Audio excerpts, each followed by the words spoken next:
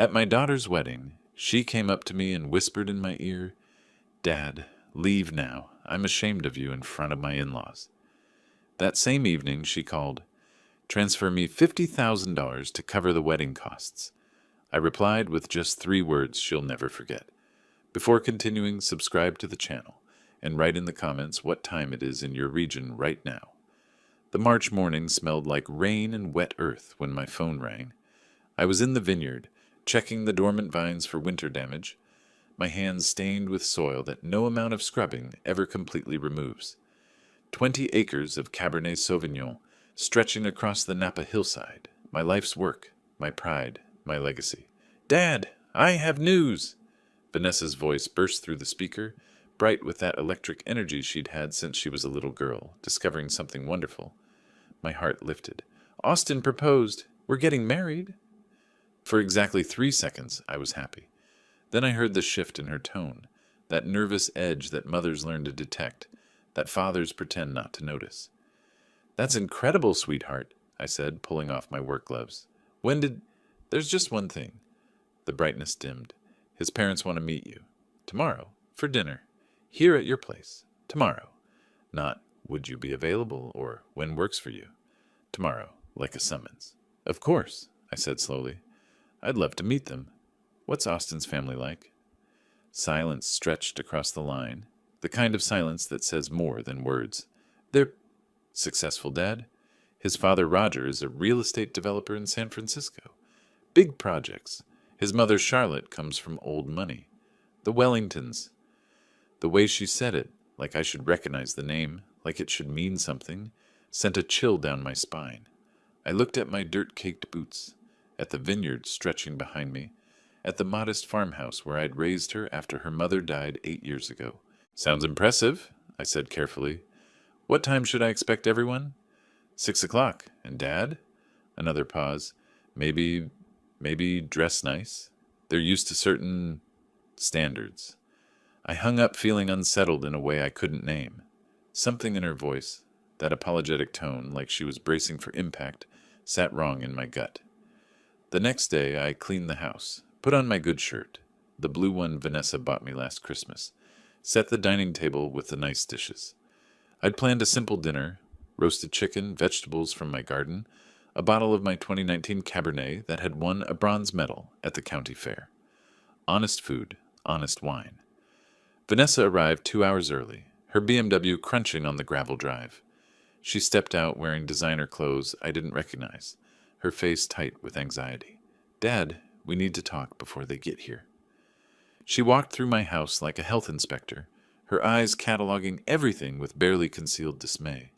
The worn leather couch, the framed photos of her childhood on the mantel, the awards from local wine competitions, my work boots by the door. This is very you," she said, which somehow didn't sound like a compliment. "What's wrong, Vanessa?" She turned to face me, and I barely recognized the woman standing in my living room. This wasn't my daughter, the girl who'd helped me harvest grapes every autumn, who'd laughed when juice stained her clothes. Purple, who'd cried in my arms when her mother died, and told me we'd get through it together. "Dad, the Prestons are from San Francisco. They move in certain circles. Roger's development projects are worth hundreds of millions. Charlotte sits on the boards of 3 museums. They have expectations." "Expectations," I repeated flatly, "about presentation, about how things should look." She gestured vaguely at my home, at me. "Maybe you could change into something more formal? And when they talk about their work, just let them talk. Don't mention the vineyard too much. They might not understand the scale of what you do here." Something cold settled in my chest. The scale of what I do? You know what I mean. It's not a big commercial operation. It's more of a hobby vineyard. 20 acres, 30 years of work, wines that had won competitions, that had been served at weddings and anniversaries, that had paid for her college education. A hobby. "Vanessa, I'm not going to pretend to be someone I'm not." "I'm not asking you to pretend." Her voice rose, cracking with frustration. "I'm asking you to make a good impression. This is important to me. Austin's family is important. Can't you just try?" "Try to what? Be ashamed of who I am?" That's not what I said. It's what you meant. We stood in my living room, the room where I'd read her bedtime stories, where we'd decorated Christmas trees, where she'd shown me her college acceptance letter, staring at each other like strangers. "They'll be here in an hour," she said finally, her voice cold. Please. She left me standing there, my good shirt suddenly feeling inadequate, my home looking shabby through her eyes. I walked to the window and looked out at my vineyard, at the vines I'd planted with my own hands, at the land that had sustained us. For the first time in 8 years, since the day I'd buried my wife, I felt truly alone. And I had a terrible feeling this was only the beginning. I didn't change my shirt, call it stubbornness, call it pride, I don't know. But I stood at that window for a long time, remembering. Vanessa had been 6 when we planted the eastern section.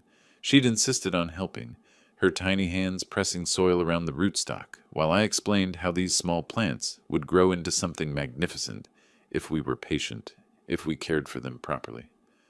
"Like magic, Daddy?" she'd asked. "No, sweetheart," I'd told her. "Better than magic. It's work and time and love." She'd believed me then. She'd believed in this place, in this life. When had that changed? I traced the timeline backward. A year ago, she'd met Austin at some tech industry mixer in the city. He worked for his father's investment firm. Or rather, he had an office there and a title that sounded important. She'd been excited, talking about him constantly. "He's so sophisticated, Dad. So polished. He knows all these fascinating people." 6 months ago, the visits home became less frequent. When she did come, she'd glance around the house with a look I'd started recognizing. The same look tourists gave roadside farm stands. Appreciative but distant, like it was quaint but not quite real. 3 months ago, she'd suggested I might want to update the house. "Just small things, Dad. Maybe new furniture, something more contemporary."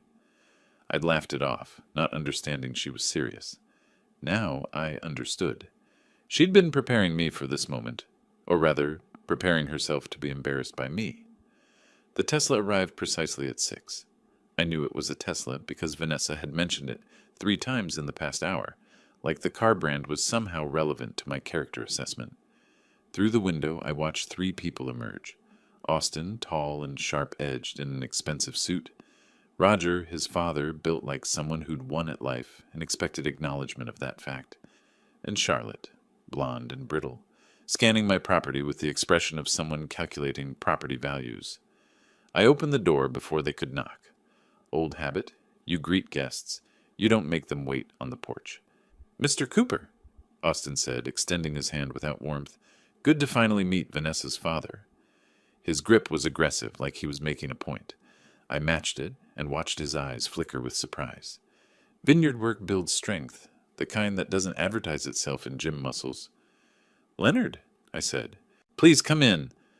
Charlotte stepped inside and immediately began what I can only call an inventory, her gaze sweeping across every surface, every piece of furniture, every choice I'd made in 30 years of living here.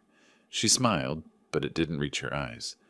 "What a rustic home," she said. "So authentic."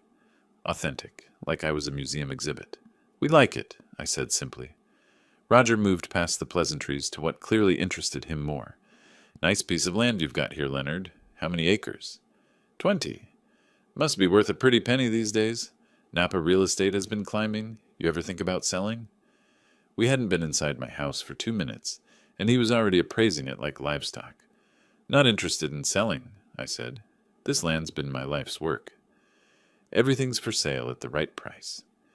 He said it casually, like it was a universal truth, like my life's work was just another transaction waiting to happen. Dinner was exactly as uncomfortable as I'd feared. I served the food I'd prepared, good food made with care, but Charlotte picked at it like she was searching for violations. Roger dominated the conversation, talking about his development projects, with the assumption that everyone was fascinated. Austin performed support, throwing in comments about investment strategies and market opportunities. Vanessa laughed at their jokes, loud, nervous laughter that didn't sound like her. When I tried to talk about the vineyard, about the process of winemaking, she cut me off. "Dad, they don't need to hear all the technical details. I was just explaining." I'm sure it's very interesting to you, Charlotte interrupted with poisonous sweetness. But Roger was telling us about the museum benefit. It raised over $3 million. Can you imagine? $3 million for a single event. The message was clear. Your small concerns don't register in our world. I poured the wine I'd brought up from the cellar, one of my best bottles, a 2019 that had taken years to develop its complexity. Roger took a sip and nodded like he was confirming something unfortunate. Not bad for a hobby operation, he said. Charlotte and I usually drink from the Rothschild collection, but this has character. Character. The way he said it, it wasn't a compliment. Austin leaned back in his chair, gesturing with his wineglass. Real estate's the smart play these days, Leonard. Land like this in Napa, you could sell, invest the capital properly, and make more in a year than you do farming grapes. I'm not farming grapes for the returns, I said quietly. I'm making wine because it matters. He smiled, the smile of someone who'd just confirmed you were exactly as naive as he'd suspected. When they finally left, Vanessa lingered on the porch. That went well, she said, trying to convince herself. They liked you. I looked at my daughter, this stranger wearing Vanessa's face, and felt something break inside my chest. Did they? Or did they just confirm everything they already assumed? Dad, don't be dramatic. You're being too sensitive. Am I? Or am I finally seeing clearly? She drove away without answering, taillights disappearing down the hill. I sat on the porch as darkness settled over the vineyard, the vines silent witnesses to everything that had just happened. For 8 years since losing my wife, this land had been enough. My work had been enough. Vanessa had been enough. But somewhere along the way, I'd stopped being enough for her. And the worst part? I had a feeling tonight was just the opening move in a game I hadn't realized we were playing. The 3 months between that dinner and the wedding were a masterclass in erosion. Not the sudden collapse of a cliff face, but the slow wearing away of stone by water. Relentless, methodical, impossible to stop once it begins. Vanessa's visits became rare. When she did come, it was always with an agenda. Dad, the Prestons invited us to their charity gala next month. It's at the Fairmont. Very formal. Maybe you could buy a proper suit? Something tailored? I was pruning vines when she said it, my hands steady with the shears. I have a suit. You have a suit from 2010 that you wore to Aunt Marie's funeral. It still fits, she sighed, that particular sigh people use when they've decided you're being deliberately difficult. This is important to me. These events matter. People notice these things. People, not I notice, people. As if she'd outsourced her judgment to a committee of strangers in expensive clothes. I'll think about it, I said, which we both knew meant no. She drove away frustrated, and I returned to the vines. Funny thing about grapevines, they don't care what you wear.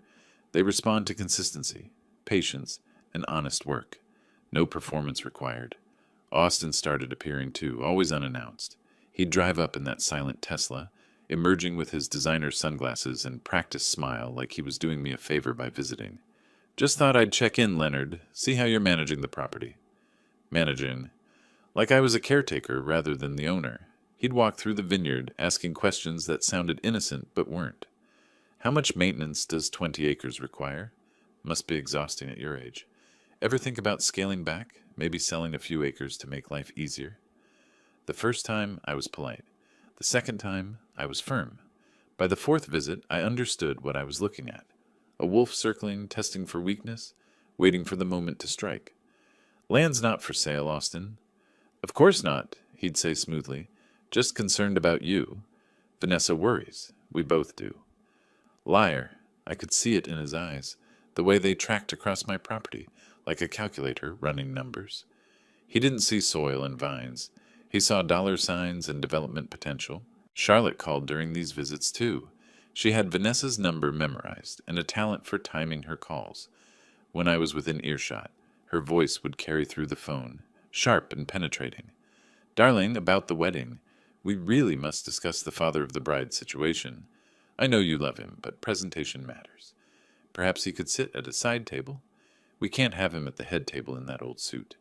What would the Harringtons think? I watched my daughter's face during these calls, watched her agree, watched her apologize for me like I was a problem to be managed rather than a person to be defended. Mom says maybe you could skip the reception? she asked once, not meeting my eyes. "You could come to the ceremony and then leave before dinner. It might be easier." Easier for whom? For everyone. Everyone. There was that word again. The invisible jury that had convicted me of the crime of being insufficiently impressive. I noticed other things, too. The way Vanessa's vocabulary changed, peppered with phrases like optics, and networking opportunities, and brand alignment. She'd started talking about people as assets, relationships as investments. Austin's language, Austin's worldview, creeping into her like ink in water. One afternoon in April, I found her photographing my house, not fondly, but analytically, like she was documenting evidence. "What are you doing?" she startled, guilty. "Nothing, just—" Austin wanted to see where I grew up. But her camera roll told a different story. She'd focused on the worn spots, the faded paint, the modest furniture. Building a case, I realized. Proof that she'd risen above her humble origins, that she deserved her place in Austin's world. My daughter had become a stranger who wore Vanessa's face. The worst was the rehearsal dinner in late April. The Prestons hosted it at some restaurant in San Francisco that had a 6-month wait list and no prices on the menu. I sat at the end of the table while Roger held court, talking about his latest development project. Luxury condos where a historic Filipino neighborhood used to be. "Progress requires sacrifice," he announced, and everyone nodded like he'd said something profound instead of something monstrous. Charlotte monopolized Vanessa, discussing flower arrangements and guest lists, and whether the champagne should be Cristal or Dom P. Rignon.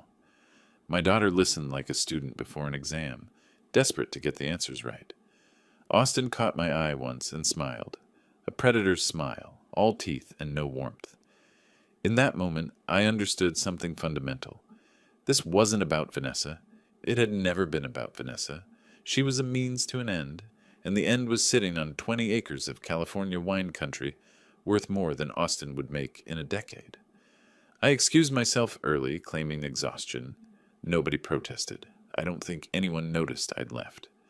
Driving home through the dark hills, I passed vineyard after vineyard, small operations like mine, family businesses built over generations. Each one represented someone's life work, their legacy, their dreams fermented into something beautiful through patience and care. Austin and his father saw these places as obstacles to profit. Vanessa had started seeing them that way too. I was losing my daughter to people who valued nothing but acquisition. And the worst part? She was going willingly, trading her inheritance for acceptance into a world that would never truly embrace her. But I wasn't beaten yet. You don't survive 30 years of farming without learning that some fights can't be won through force. Sometimes you have to be patient, watch the weather, wait for the right moment to harvest. My moment was coming. I just needed to recognize it when it arrived. The wedding invitation arrived in early May, heavy cardstock with gold embossing, my name rendered in calligraphy that probably cost more than my monthly water bill. Dress code, black tie.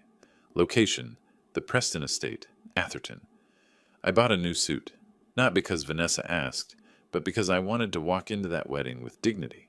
Let no one say I didn't try, that I didn't make the effort, that I didn't give my daughter every chance to remember who I was before she chose to forget. The Preston Estate wasn't a house. It was a monument to excess. Wrought iron gates, circular driveway with a fountain that could have irrigated half my vineyard. Valets in matching uniforms who looked at my 10-year-old truck like I'd arrived on a donkey. The ceremony was in the gardens.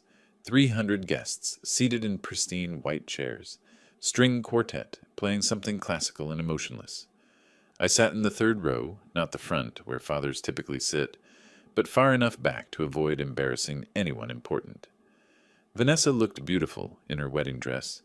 For a moment, watching her walk down the aisle on her own, no father to give her away because that tradition was outdated, she'd said, I saw the little girl who'd helped me harvest grapes, who'd laughed when juice stained her clothes purple. Then she reached Austin, and that girl disappeared.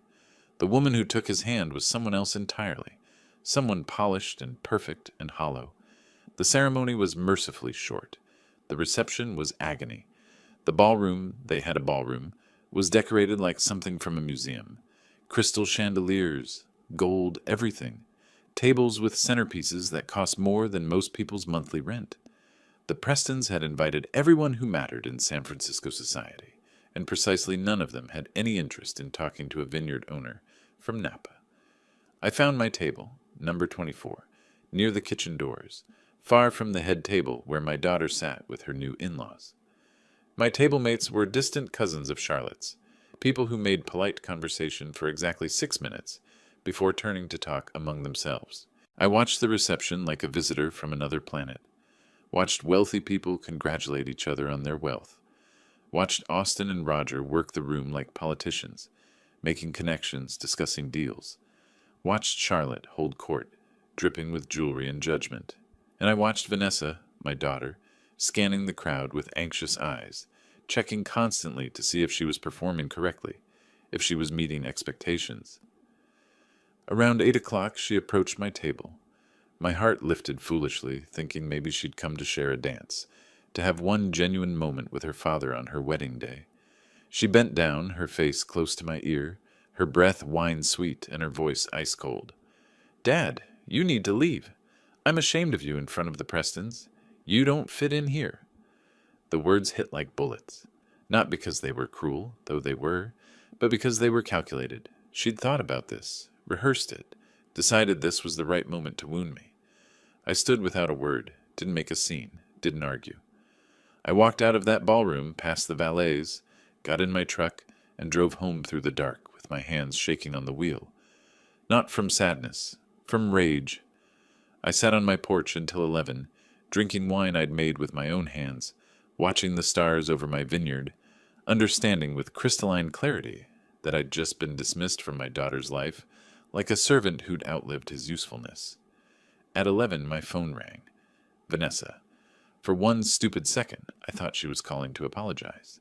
"Dad, you need to transfer $50,000 to my account for the wedding expenses. Roger says it's the least you can do after embarrassing us tonight." $50,000. For a wedding I'd been asked to leave. For a reception where I'd been hidden away like shameful cargo. For a daughter who'd traded her father for a family who saw him as an obstacle to liquidate. I looked at my phone, at Vanessa's name on the screen, at the last remnants of who she used to be evaporating in the California night, and I said 3 words that changed everything. "See you in court." I hung up. She called back immediately. I didn't answer. She called 6 more times. I turned off my phone. I sat there on my porch, and something fundamental shifted inside me. The father who'd tried to understand, who'd made excuses, who'd hoped his daughter would come to her senses, that man was gone.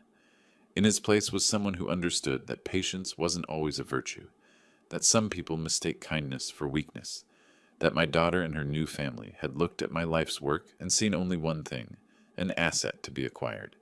They thought I was too old, too simple, too tired to fight back. They were about to learn that grapes aren't the only thing that gets more potent with age. The next morning I made 2 phone calls. The first was to Marcus Wade, a property attorney in Napa who'd helped me draft my will years ago. The second was to Clayton Hughes, a real estate appraiser I'd met at a wine industry conference. I had questions that needed answers, about trusts, about property values, about exactly how much my daughter and her new husband thought they'd be inheriting, because I'd finally understood what I was dealing with. This wasn't about family. This was a business transaction, and I'd been too blind to see it. Austin hadn't fallen in love with Vanessa. He'd fallen in love with my balance sheet. Well, business could be played many ways, and I'd spent 30 years learning patience, strategy, and the value of perfect timing. Wine needs time to mature. Revenge, I was discovering, has the same requirement. By the time the sun rose over my vineyard that morning, I wasn't mourning what I'd lost. I was planning what I'd protect, and how I'd make them understand that you don't steal from a man who spent his life cultivating things that take years to bear fruit. This harvest would be unlike anything they expected. Marcus Wade's office smelled like leather and old paper, the scent of contracts that held lives together or tore them apart. I'd called him at 7 that morning, the day after the wedding, and he'd agreed to see me immediately. 30 years of knowing someone builds that kind of trust. "Leonard," he said, gesturing to the chair across from his desk, "you sounded urgent on the phone." I laid it out for him. The wedding, the dismissal, the demand for $50,000, and then I asked the question that had kept me awake all night. My will leaves everything to Vanessa. The vineyard, the house, all of it. Can I change that? Marcus leaned back, fingers steepled. You can change your will any time. But you said everything. Is the property solely in your name? Yes, has been for 30 years. Then legally it's yours to do with as you please. He paused, studying my face. But Leonard, this is your daughter we're talking about. Are you sure you want to? She asked me to leave her wedding because I embarrassed her, then called an hour later, demanding money. My voice was steady, cold. I'm not sure about anything anymore except that I need to protect what I've built. Marcus nodded slowly. There are options, trusts, conditional inheritances, charitable foundations. What exactly are you trying to accomplish? I'm trying to make sure my land doesn't get turned into condos the day after my funeral. That's when I understood what Marcus had been dancing around. He'd seen this before. Families destroyed by money, children circling like vultures, legacies demolished for quick profit. Give me a few days, he said. I'll research your options and we'll talk. I left his office and drove straight to Clayton Hughes's real estate appraisal firm. Clayton was someone I'd met at a wine industry conference 3 years ago, a straight shooter who'd helped several small vineyard owners understand their property values during a tax reassessment. Leonard Cooper, he said, shaking my hand warmly. What brings you in? I need to know what my land is worth. 20 acres, established vineyard, farmhouse, equipment, current market value. He raised an eyebrow. Thinking of selling. Thinking of knowing what I've got. It took him 2 days. When he called me back, the number hit me like a punch. 4.2 million, Clayton said. The Napa market has exploded in the past 5 years. Your location, your established vines, your water rights. You're sitting on a gold mine, Leonard. $4.2 million. I'd known the land was valuable, but this was generational wealth. This was why Austin had started showing up, why Roger had asked about selling, why the whole Preston family had tolerated my daughter marrying beneath their perceived station. They weren't tolerating anything. They were investing. Clayton, one more question. Has anyone contacted you or any other appraisers about my property recently? Silence on the other end. Then carefully, I can't discuss other clients. I'm not asking you to. I'm asking if someone has been shopping around valuations for land they don't own yet. Another pause. Leonard, I can't confirm names, but I can say that 3 weeks ago, someone did ask me to provide a preliminary valuation for a property matching your description. They said it would be changing hands within the year, and they were interested in development potential. My hands tightened on the phone. Development potential? They specifically asked about subdivision possibilities. How many lots could fit on 20 acres? What the zoning restrictions were? Whether the agricultural designation could be challenged. I thanked Clayton and hung up. Stood in my living room, looking out at the vineyard I'd spent 30 years cultivating, understanding with perfect clarity what I'd been too blind to see before. Austin hadn't fallen in love with my daughter. He'd fallen in love with my address. The wedding wasn't about family. It was a business transaction. Get the girl, wait for the old man to die, inherit the land, bulldoze the vines, subdivide the property, build luxury homes, flip them for millions. Vanessa was a key to a vault she didn't even know existed, and I'd been so focused on losing my daughter that I'd missed the wolf already inside my house, measuring the walls. That evening I opened a bottle of my 2018 reserve, the wine I'd been saving for a special occasion. This qualified. I sat on my porch as the sun set over the hills, turning the sky the color of young Pinot Noir, and I thought about patience. Wine doesn't rush. You can't force fermentation, can't hurry aging, can't skip the careful process of turning bitter grapes into something worth savoring. Any fool can crush grapes and get juice. The art is in the waiting, the watching, the knowing exactly when to act. Austin and his family had made a fundamental mistake. They'd assumed that because I was simple, I was stupid. That because I worked with my hands, I didn't understand numbers. That because I was patient, I was passive. They were about to learn the difference between patience and weakness. My phone rang. Vanessa. I watched it buzz on the table, her name illuminated in the gathering dark, and I didn't answer. She called 3 more times that week. I ignored each one. Let her wonder. Let her worry. Let them all start to suspect that maybe the old man wasn't quite as cooperative as they'd assumed. Marcus called on Friday. I've drafted 3 options for you. Can you come in Monday? I'll be there. I spent the weekend in the vineyard, tending the vines, checking the irrigation, doing the work that had defined my life. But now I saw it differently.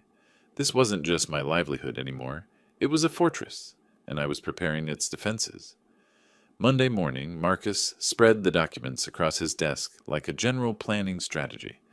Option 1, revocable trust. You maintain control but can change terms anytime. Option 2, irrevocable trust with conditions. Option 3, full transfer to a charitable foundation upon your death. I studied each one, understanding their implications. The irrevocable trust. Explain that one again. You transfer the property into a trust. Upon your death, it goes to designated beneficiaries, but only if they meet specific conditions you set now. If they don't meet those conditions, it goes to a backup beneficiary, usually a charity. And once it's set up, I can't change it. Not without extraordinary circumstances. That's the irrevocable part. But it also means no one can pressure you to change it later. I thought about Austin, about Roger, about their lawyers and their money, and their absolute certainty that they could manipulate an old man into giving them what they wanted. Let's do the irrevocable trust, I said, with very specific conditions. Marcus smiled grimly. What kind of conditions? The kind that separate people who love the land from people who love the money. We worked for 3 hours, drafting terms that would protect my legacy while giving Vanessa one chance, one narrow, difficult chance, to prove she valued what I'd built more than what it could be sold for. When we finished, Marcus looked at me with something like respect. Leonard, this is bulletproof, but it's also going to make you extremely unpopular with your family. Marcus, they kicked me out of a wedding and demanded $50,000. I don't think we're at risk of losing anything that still exists. He nodded. I'll have the final documents ready by Friday. We'll need witnesses, notarization, the full legal framework. Once you sign, there's no going back. Good, I said. No going back is exactly what I want. June arrived with the heat that makes grapes swell on the vine. I'd spent 3 weeks quietly, methodically building my fortress. The trust was signed, notarized, filed with the county. My will was updated. Everything was in order. Vanessa had called 14 times. I'd answered none of them. Let silence do its work. The appraisal was complete. The trust was ironclad. And I'd added one final touch. I'd asked Clayton to document every inquiry he'd received about my property, including dates, names when possible, and specific questions asked. He'd provided a detailed report. It made for interesting reading. Austin Preston had contacted 4 different real estate firms about my land. Not his family's future property or his father-in-law's vineyard. He'd specifically said the Cooper property like it was already his to sell. I was admiring this documentation on a Thursday afternoon when I heard the crunch of tires on gravel. Not the usual delivery truck or neighbor's car, multiple vehicles. I walked to the window. Vanessa's BMW, Austin's Tesla, and a gray sedan I didn't recognize. Showtime. They approached the door with the confidence of people who've already won. I opened it before they could knock, because I wanted them off balance from the start. Dad? Vanessa said, trying for warmth and achieving something closer to anxiety. We've been trying to reach you. I know. I've been busy. We need to talk. She gestured to the 2 men beside her. This is Austin, of course, and this is Mr. Pemberton. He's a notary. We thought it would be helpful to have him here for what we need to discuss. A notary. They'd brought a notary to my house. The audacity was almost impressive. Come in, I said pleasantly. Let's discuss. They settled in my living room, the same room where they'd once sat at dinner, barely concealing their contempt. Austin held a leather folder like it was a sacred text. Vanessa perched on the edge of the couch, her hands clasped tight. Dad, she began, using the voice people use with confused elderly relatives, we're concerned about you. Managing this property alone at your age, it's a lot of responsibility. I've managed fine for 30 years. But things change, Austin interjected smoothly. Property values, tax implications, maintenance costs. We think it might be time to consider transferring ownership to family, who can handle the complexity. He said family like the word meant something, like he hadn't married my daughter 3 weeks ago, primarily for access to my land records. Handle the complexity, I repeated. You mean sell it. Vanessa's eyes flickered. Not necessarily sell, but having options is smart. The Prestons have connections with developers who could maximize the property's value by tearing down everything I've built and putting up houses. Silence. Austin's smile tightened. Let's not be dramatic, Leonard. We're talking about securing your legacy, Vanessa's future, our family's financial stability. Our family, I said softly. Is that what we are? Austin opened the folder with a flourish. We've had attorneys draft transfer documents. Simple, straightforward. You deed the property to Vanessa now, maintain lifetime residence rights, and ensure everything transitions smoothly when the time comes. He slid the papers across my coffee table like he was doing me a favor. The notary shifted, uncomfortable, probably wondering if he was witnessing elder manipulation and whether he should object. I looked at the documents without touching them, looked at my daughter, who couldn't meet my eyes, looked at Austin, whose smile had the quality of a shark scenting blood. Then I stood up, walked to my desk, and retrieved my own folder. Interesting, I said, returning. I have some documents, too. I laid them out, methodically. The property appraisal showing $4.2 million, the report from Clayton listing Austin's inquiries to real estate firms, the signed and notarized irrevocable trust documents. The color drained from Austin's face like wine from a broken bottle. It was magnificent. His jaw went slack, his eyes widened, and for 3 beautiful seconds he looked exactly like what he was, a con artist realizing the mark just turned the tables. What is this? His voice came out strangled. This, I said calmly, is an irrevocable trust. As of 3 weeks ago, this property is no longer mine to give away. Upon my death, it transfers to a charitable foundation supporting small family wineries, unless my daughter meets very specific conditions. What conditions? Vanessa whispered. She must work this vineyard personally for 5 years. She cannot sell the land for 15 years. She must maintain it as a working agricultural operation. I paused. Otherwise, it all goes to charity. Every acre, every vine, every dollar. Austin's face had progressed from white to a mottled red. You can't do this. I already did, 3 weeks ago, while you were calling appraisers about development potential. I tapped the report. Did you really think Clayton wouldn't tell me? We've been friends for years. You senile old. Austin caught himself, but the words hung in the air like smoke. Careful, I said, my voice sharp as pruning shears. Mr. Pemberton is a notary. He's a witness, and I'm documenting everything. Vanessa found her voice. Dad, why would you do this? I'm your daughter. You told me to leave your wedding because you were ashamed of me. Then you demanded $50,000. Then you showed up with a notary to trick me into signing over my life's work. I looked at her directly for the first time. When exactly was I supposed to believe you cared about being my daughter? Her mouth opened and closed. No words came out. Austin stood abruptly, his chair scraping loud against the floor. This isn't over. We'll challenge this. You're clearly not of sound mind. Then you'll need to prove it in court, where I'll present evidence that you were attempting to defraud me out of millions of dollars through marriage. I believe they call that a con. I watched him process this, watched the calculation in his eyes, the lawyer in his head running scenarios. They'd lose. They both knew it. You know what the funny thing is? I said conversationally. Wine takes patience. You plant vines, you wait years for them to mature, you carefully tend them through seasons. You can't rush it. You can't cheat it. I smiled without warmth. But you thought you could rush me, thought you could cheat me. Austin grabbed his folder, crumpling the useless documents. This is a mistake, old man. You just made an enemy of the wrong family. I think I made an enemy of the right family. The kind of family I don't want anywhere near my legacy. He stormed out, the notary scurrying after him.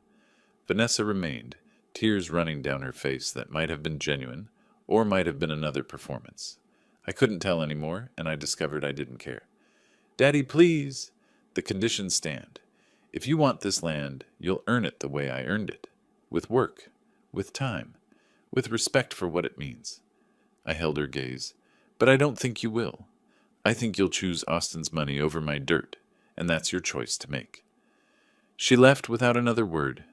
I sat in my living room, listening to their cars leave, feeling the weight of what I'd done settling over me like evening fog over the vineyard. This would get ugly. There would be lawyers, arguments, probably attempts to have me declared incompetent, but I'd protected what mattered. The land would survive. The vines would grow. And if Vanessa ever found her way back to who she used to be, there was still a path home. Just a very specific, very narrow path that required her to actually care. Through the window I could see the vineyard in the late afternoon sun, rows of vines marching up the hillside like soldiers. 30 years of work, 30 years of patience. Austin wanted to turn all of this into money in a year. Well, he'd just learned something about patience, and I'd just taught him something about underestimating the old man with dirt under his fingernails. The war was just beginning, but the first battle, that one was mine. The week after my confrontation with Austin and Vanessa, silence descended like fog over the vineyard. No calls, no visits, no attempts at reconciliation. I knew what that silence meant. They were regrouping, strategizing, preparing their next move. I wasn't idle either. Marcus and I spent hours reviewing the trust documents, looking for any possible weakness they might exploit. We found none. The paperwork was airtight, witnessed by 3 people, notarized, and filed with every relevant agency. My mental competency at the time of signing was documented by my doctor, who'd given me a routine physical 2 days before. Everything was bulletproof, but I underestimated Roger Preston's reach. The first attack came through my neighbor, Isabella Rossi, who owned the vineyard adjacent to mine. She stopped by on a Tuesday morning, her face troubled. "Leonard, I need to tell you something. A man came to see me yesterday, said he was a lawyer representing your daughter. He was asking questions about you." "What kind of questions?" "About your memory, whether you seemed confused lately, whether you'd been acting strangely." Her eyes were worried. "I told him you were sharp as ever. But Leonard, what's going on?" I explained the situation, not all of it, but enough. Isabella listened, her expression hardening. "They're trying to build a case that you're incompetent," she said, "to invalidate the trust." "I know, but I saw it coming." By mid-July, the legal papers arrived. Roger Preston had hired Whitmore and Associates, one of San Francisco's most aggressive law firms. They were filing a petition to have the trust declared invalid on grounds of diminished mental capacity. Supporting the petition was an affidavit signed by Vanessa Cooper Preston, stating that her father had exhibited confusion, memory loss, and erratic decision-making consistent with early-stage dementia. Reading my daughter's signature on that document felt like swallowing broken glass. Marcus called immediately after receiving his copy. "Leonard, this is serious. They're not playing around. Neither am I. What do we need? Medical evaluation, cognitive testing, character witnesses. And we need to be proactive. We can't just defend. We need to attack their credibility." "What do you mean?" "I mean we find out why Austin really married your daughter. We prove this was fraud from the beginning." I remembered Clayton's report about Austin contacting real estate firms. I might already have something. I spent the next week gathering evidence. Clayton provided detailed records of every conversation he'd had with Austin or his representatives. I contacted the other appraisers Austin had approached. 2 of them were willing to provide statements about his specific questions regarding subdivision and development. But the real breakthrough came from an unexpected source. I was in town buying supplies when I ran into Jack Morrison, a realtor I'd known casually for years. He pulled me aside at the hardware store. "Leonard, I heard about your legal troubles. I thought you should know. Austin Preston approached me in April. He wanted to know the development potential of your land. Asked specifically about turning 20 acres into luxury home lots." "Do you still have records of that conversation?" "Better. I have emails. He was very specific about timelines. Said the property would be in family hands by summer and ready for development by fall." Jack's expression was grim. "He wrote that in April, Leonard, 2 weeks before his wedding." Evidence, cold, hard, documented evidence of premeditated fraud. Marcus moved fast. He filed a counter-petition alleging that Austin Preston had entered into marriage with Vanessa Cooper for the specific purpose of gaining access to property he intended to develop for profit. We attached the emails, the appraiser's statements, Clayton's detailed report. Then Marcus did something brilliant. He subpoenaed Austin's phone records and email accounts for the period between his engagement and the wedding. The hearing was set for late July. I arrived at the courthouse in Napa, feeling like I was 64 going on 100. This wasn't how I'd imagined spending my summer, fighting my own daughter in court over land I'd spent my life building. The courtroom was exactly what you'd expect. Wood paneling, American flag, judge's bench that made everyone look small. The Prestons arrived with their legal team, 3 attorneys in suits that probably cost more than my truck. Vanessa sat between Austin and Charlotte, her face pale and set. She didn't look at me once. The judge, a woman named Margaret Chen, who'd been on the bench for 20 years, read through both petitions with the expression of someone who'd seen every scheme humanity could devise. "Mr. Wade," she said to Marcus, "you're alleging fraud." "Yes, Your Honor. We have documented evidence that Mr. Austin Preston initiated his relationship with Ms. Vanessa Cooper with the specific intent of acquiring her inheritance. The marriage was a business transaction disguised as romance." Whitmore stood up, all polish and indignation. "Your Honor, these are baseless accusations designed to distract from the real issue. Mr. Cooper's declining mental state and his irrational decision to disinherit his only child." "Then let's examine that mental state," Judge Chen said. "I'm ordering an independent psychiatric evaluation of Mr. Cooper. And Mr. Wade, I'm granting your discovery motion. Mr. Preston's communications are subject to subpoena." Austin's face went rigid. Roger leaned over to whisper something to their lead attorney, his expression thunderous. "We'll reconvene in 30 days, Judge Chen announced, "by which time I expect complete medical evaluation and all requested documents. This court is interested in the truth, gentlemen, not theater." We filed out. In the hallway, Roger Preston intercepted me, his face a mask of controlled rage. "You're making a mistake, old man. We have resources you can't imagine. Lawyers who specialize in destroying people like you?" I looked at him, this titan of San Francisco real estate who thought money could buy anything, even stolen land. "Roger, I've spent 30 years growing things. You know what I've learned? You can't force growth. You can't buy maturity. And you definitely can't steal patience." I smiled without warmth. "You're about to learn that the hard way." His face darkened, but before he could respond, Marcus pulled me away. In the parking lot, I sat in my truck for a long moment before starting the engine. The battle lines were drawn. The Prestons would throw everything they had at me: money, lawyers, social pressure, attempts to destroy my credibility. But I had something they didn't. I had the truth. And in my experience, truth was like good wine. It might take time to appreciate, but eventually everyone recognizes quality. I drove home through the valley, past vineyard after vineyard, each one representing someone's dream, made real through work and time. The Prestons saw all of this as just real estate, just numbers on a balance sheet. They were about to learn that some things aren't for sale, and some old men aren't as easy to bury as they look. The war had truly begun. But I'd fought drought, disease, bad harvests, and economic downturns. Roger Preston and his lawyers, they were just another challenge to weather, and I was very good at weathering storms. The psychiatric evaluation took place on August 3rd, in a sterile office that smelled like disinfectant and judgment. Dr. Sarah Chen, no relation to the judge, put me through 4 hours of cognitive testing. Memory recall, problem solving, spatial reasoning, emotional stability assessment.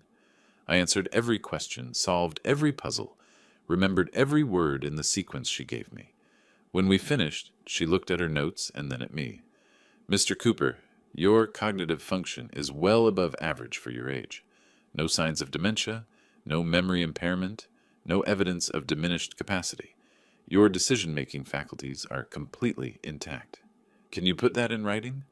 I'll submit my report to the court by Friday." One problem solved, but the Prestons weren't done. The next attack came through the Napa wine community. Suddenly, rumors began circulating. Leonard Cooper was losing his mind, making wild accusations against his son-in-law, destroying his daughter's marriage out of senile paranoia. Charlotte Preston, it turned out, sat on the board of 2 wine industry associations. She was using every connection she had to isolate me professionally. 2 suppliers I'd worked with for years suddenly stopped returning my calls. A restaurant that had been buying my wine for a decade canceled their standing order. The message was clear: cross the Prestons, pay the price. Isabella noticed it too. They're trying to strangle you economically, force you to settle. Let them try. I've weathered worse. But I'd be lying if I said it didn't hurt. Watching my reputation, built over 3 decades, get shredded by whispers and innuendo from people who'd never spent a day working soil. Marcus called with worse news. Leonard, they're pushing hard on the discovery. Their lawyers are arguing that Austin's emails are protected by attorney-client privilege. He wasn't talking to lawyers. He was talking to real estate agents. They're claiming he consulted with lawyers about the property, so all communications related to it are privileged. It's creative legal maneuvering, and Judge Chen might buy it. So we might not get the emails. We might not get all of them. But Leonard, there's something else. Vanessa is giving a deposition next week. They're going to have her testify to your supposed mental decline. My daughter, in a courtroom, lying about me under oath. Can we depose Austin? We can try, but he'll have 3 lawyers coaching every word. The deposition happened in a conference room that felt designed to intimidate. All glass and chrome and uncomfortable chairs. Vanessa sat across from Marcus, her lawyers flanking her like guards. I wasn't allowed in the room, but I read the transcript afterward. Marcus asked her direct questions. When did you first notice your father's mental decline? Can you provide specific examples? Did you document these concerns with his doctor? Her answers were vague, contradictory. He seemed confused sometimes. He forgot conversations we'd had. He made this trust decision so suddenly. But under pressure, she fell apart.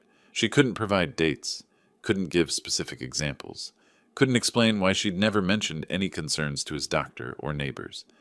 By the end, even her own lawyers looked uncomfortable. Then Marcus asked the killing question, Ms. Preston, when did your husband first express interest in your father's property? That's not relevant. Please answer the question.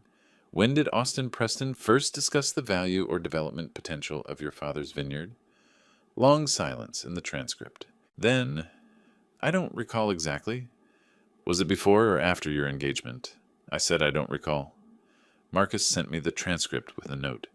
She's protecting him, but she's lying badly.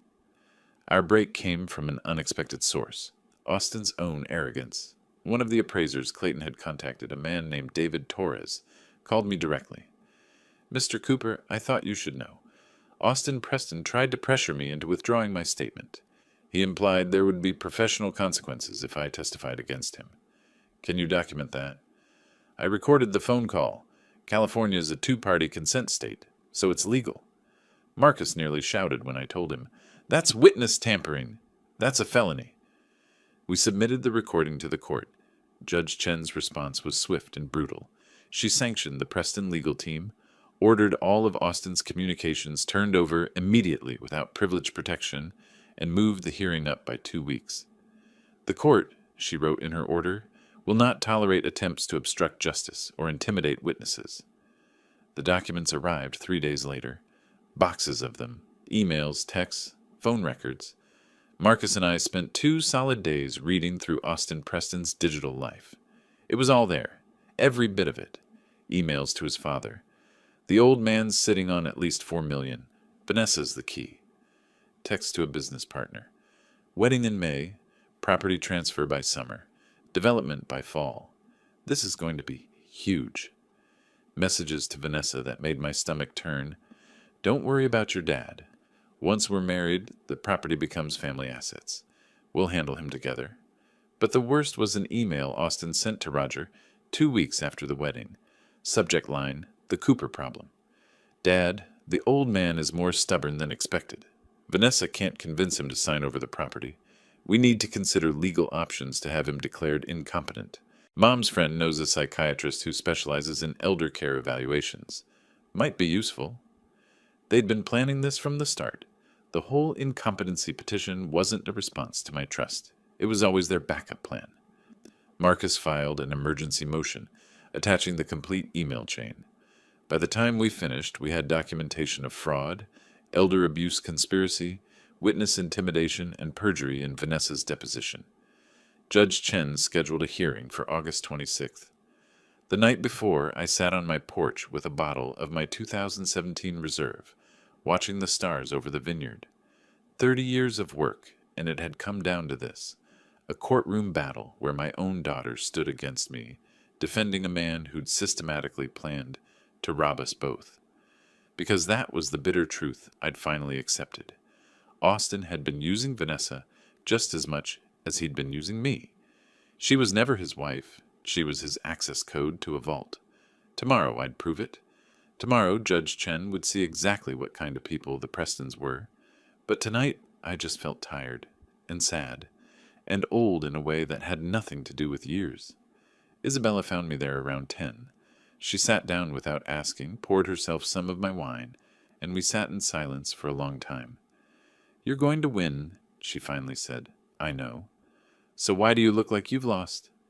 I thought about Vanessa at 6 years old, planting her first grapevine, about Vanessa at 16, helping with her first harvest, about Vanessa last month, signing documents that called me mentally incompetent. Because winning means proving my daughter married a monster and lived with him long enough to become one too. Isabella had no answer for that. Neither did I. Tomorrow we'd go to court. Tomorrow I'd destroy the Prestons with their own words. Tomorrow I'd protect everything I'd built. But some victories, I was learning, taste like ashes, no matter how complete they are. The hearing on August 26th lasted 6 hours. Judge Chen methodically reviewed every email, every text message, every piece of evidence Marcus and I had assembled.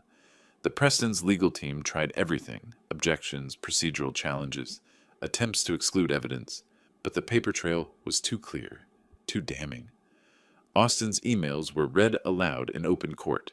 His words, cold, calculating, predatory, echoed off the walls as he sat rigid beside his lawyers, his face cycling through shades of white and red like a broken traffic light. When Judge Chen read the email about getting Vanessa to sell the old man's dirt, I watched my daughter's face crumble. She'd known Austin was interested in the property, but hearing the extent of his deception, hearing herself referred to as a tool, a means to an end, finally broke through whatever fantasy she'd been living. The judge's ruling was swift and absolute. The petition to invalidate Mr. Cooper's trust is denied. Furthermore, this court finds clear and convincing evidence of attempted fraud. The trust stands as written. This matter is concluded. She looked directly at Austin. "Mr. Preston, I'm referring the evidence of witness, tampering to the district attorney's office. You should consider retaining criminal counsel." Roger Preston's face went purple. Charlotte looked like she'd been slapped. Austin just stared at the table, his carefully constructed world collapsing around him. We left the courthouse into a wall of reporters. The story had leaked, probably through court staff who'd seen the evidence, and the local press had descended like vultures on fresh meat. "Mr. Cooper, is it true the Prestons tried to steal your land through marriage?" "Mr. Preston, did you marry Vanessa Cooper for her inheritance?" "How does it feel knowing your son-in-law planned to develop your vineyard?" I said nothing, just walked to my truck. But the reporters followed the Prestons, and I watched their ordeal with something close to satisfaction. Roger trying to maintain dignity while cameras captured his rage.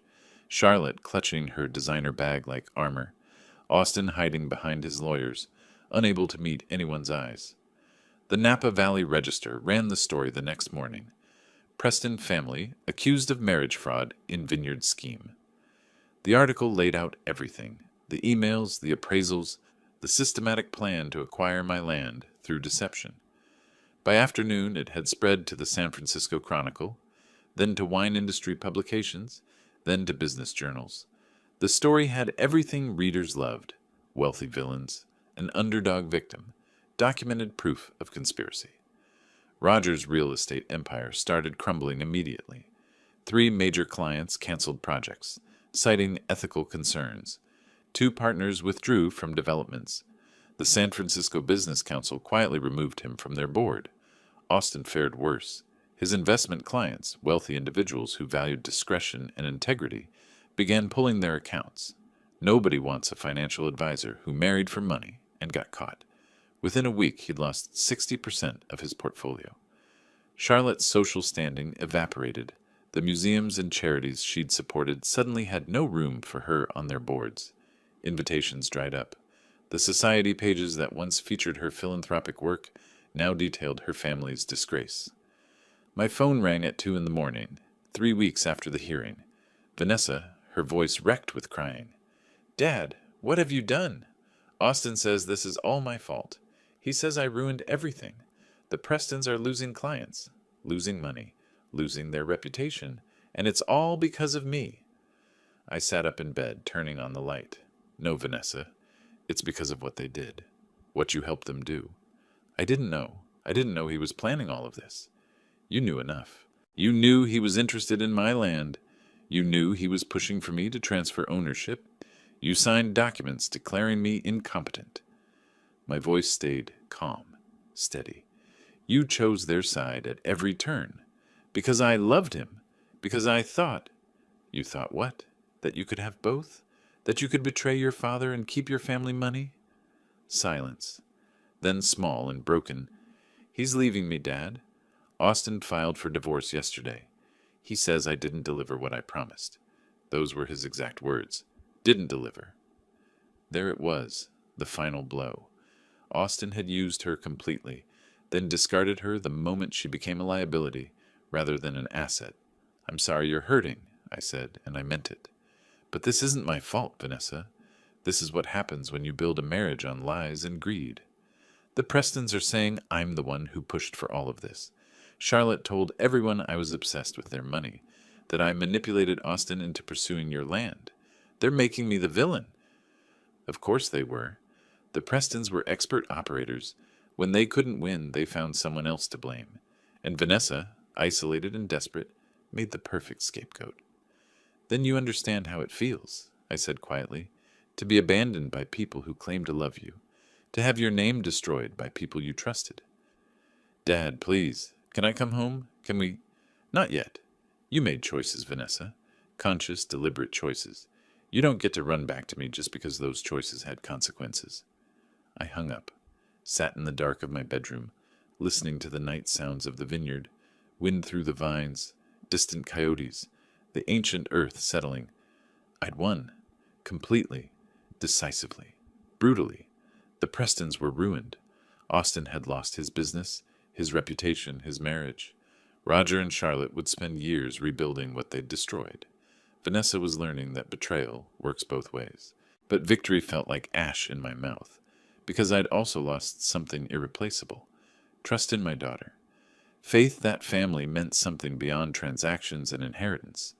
The grapes were ripening in the vineyard, getting ready for harvest. In a few weeks, we'd pick them, crush them, begin the long process of fermentation and aging. Wine takes time. So does trust. The question was whether Vanessa understood that, whether she was capable of the patience required to rebuild what she'd destroyed. I'd know soon enough, because despite everything, she was still my daughter. And the door wasn't closed forever, just narrowed to a very specific, very difficult path that required genuine change. September would tell me what she was made of. She appeared on my doorstep on a September afternoon, when the light turns gold and the air smells like ripening grapes. No BMW this time. She'd arrived in an Uber. No designer clothes, just jeans and an old sweater I'd recognized from her college years. Vanessa stood there with a small suitcase, her face older than it should be, her eyes red from crying. In her hand she clutched her wedding ring, not wearing it, but holding it like evidence of her own stupidity. "Dad," she said, just that, nothing else. I stood in the doorway of the house where I'd raised her, looking at this stranger who wore my daughter's face, and I felt something crack inside my chest. Not quite forgiveness, not quite hope, but something in that territory. "Come in," I said. We sat at the kitchen table, where we'd eaten 1,000 meals together. I made coffee, because that's what you do when you don't know what to say. She stared at her hands, at the ring that had meant everything to her 3 months ago, and now meant nothing at all. "Austin filed the divorce papers," she said finally. "He's claiming I defrauded him. Says I promised him access to your property and then sabotaged the relationship. His lawyers are demanding I pay back the wedding expenses, all $200,000. I let that sink in. Can he do that? Probably not, but he's trying. The Prestons are burning everything down, and I'm in the blast radius. She looked up at me. I was stupid, Dad. Unforgivably stupid. I let them convince me that you were the problem, that you were holding me back, that your life was somehow less valuable than theirs. Why? Because I wanted to belong somewhere. After Mom died, I felt like I was drowning. And when Austin showed up with his perfect family and his perfect life, I thought that was the answer. I thought if I could just fit into their world, I wouldn't hurt anymore. She was crying now, tears tracking down her face in a way that reminded me painfully of her mother. But you didn't fit, I said gently. You just bent yourself into shapes that weren't you. I know. And by the time I realized it, I'd already burned everything down. I chose money over you, status over family, lies over truth. She wiped her eyes. The Prestons are blaming me for everything. Charlotte called me a gold digger at a charity event. Roger's lawyers are investigating whether they can sue me for damages. Austin told his friends I trapped him into marriage. They're scapegoating you, because that's what they do. They destroy people and walk away clean. She looked at me with something like wonder. But you didn't let them do it to you. You fought back. You protected yourself when I wouldn't protect you. We sat in silence. Outside, I could see the vineyard in the afternoon light, rows of vines heavy with grapes almost ready for harvest, 30 years of work, nearly stolen, now secure. I don't expect you to forgive me, Vanessa said. I don't expect anything, but I came to tell you that you were right. About everything. About Austin, about the Prestons, about what really matters. And I came to ask, her voice broke, is there any way back? I thought about the trust documents sitting in Marcus's office, the conditions I'd written that she'd have to meet, the years of work ahead if she wanted to inherit this land. There's a way, I said slowly, but it's not easy and it's not quick. Tell me. The trust has conditions. If you want this vineyard after I'm gone, you work here for 5 years. Not visiting, working, learning every aspect of winemaking. You live here, you tend the vines, you do the harvest.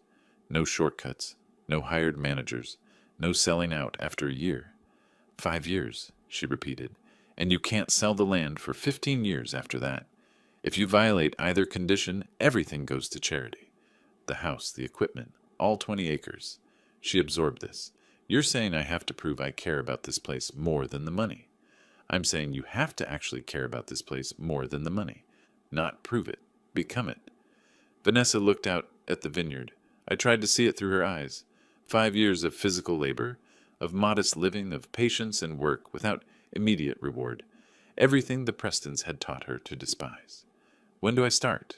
She asked. Tomorrow. Harvest begins next week. You'll be here for every day of it. She nodded, something like determination crossing her face. I'll need to get my things from the apartment. Austin's lawyers are fighting over everything, but I don't care anymore. He can have it all.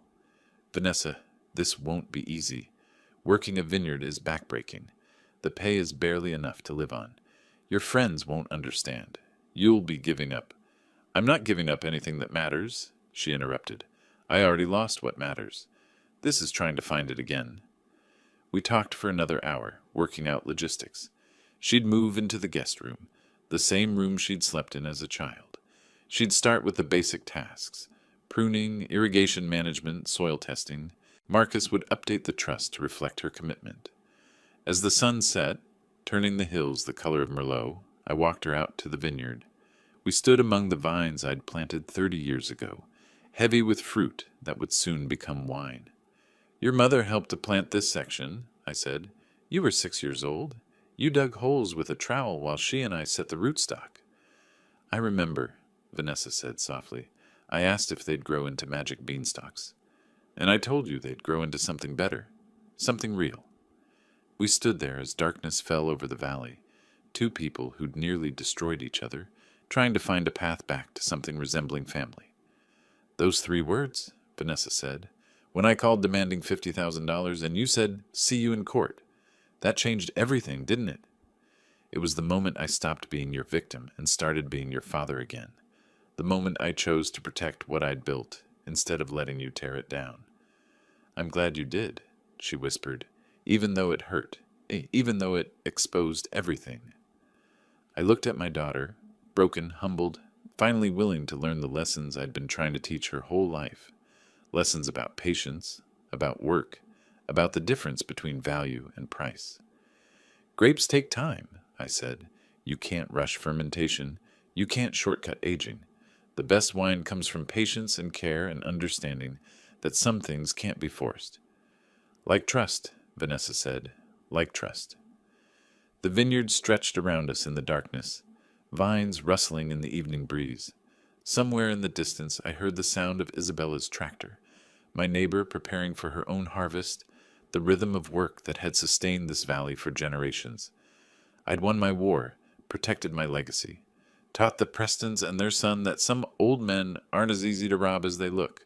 But the victory was bittersweet, complicated, real in the way that life is real, messy and painful and requiring constant tending. Vanessa would work the harvest. She'd live here, learn here, maybe find her way back to who she used to be. Maybe not. The trust would ensure that my land stayed land, that these vines kept producing fruit, that the work I'd done wouldn't be bulldozed for condos. That was enough. It had to be enough. Because wine, like family, like trust, like forgiveness, takes time and patience and the understanding that the best things in life can't be rushed, can't be bought, can't be stolen. They have to be grown. If you like this story, please like this video, subscribe to the channel, and share your impressions of this story in the comments. To listen to the next story, click on the box on the left. Thank you for watching.